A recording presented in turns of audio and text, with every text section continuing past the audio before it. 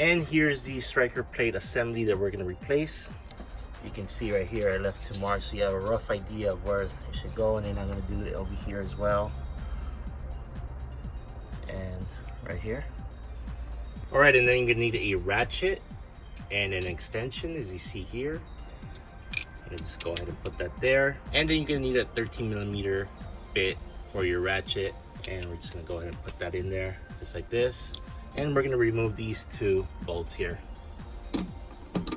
Oh, before we do that, there is a cable that we need to disconnect here, so just press these 2 clips and pull it out just like that.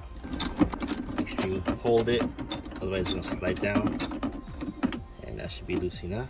Loosen by hand.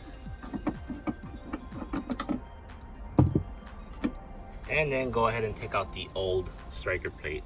All right, and then clean up the area. Just use a towel. Now you're going to take your new striker plate, put it exactly where the other one was.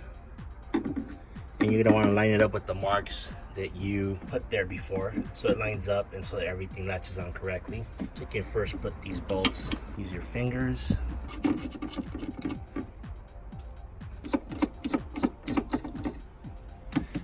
Okay, so again, line it up with the marks you made. Should be roughly there. So I just got to tighten by hand. On this side, I'm going to check it. And it should be roughly right there. Tighten my hand. And then I'll take my ratchet and tighten. Okay, it's nice and tight there. I'm going to go on this side, tighten that one. Now we're going to want to put this connector back and clip it in just like this. Fits right in, and there we go. Now we're going to take our cover and we're going to connect this cable up again. It goes just like this.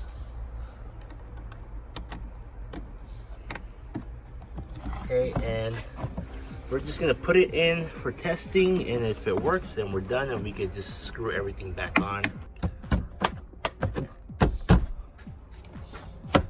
So there is this rubber gasket that you'll want to get over. Okay, so just put this rubber gasket over. That's good enough for the testing. So as you can see, when the tail comes down, it's locked. So it's gonna push this down. It's gonna go in there, and then the actuator is gonna lock it in place.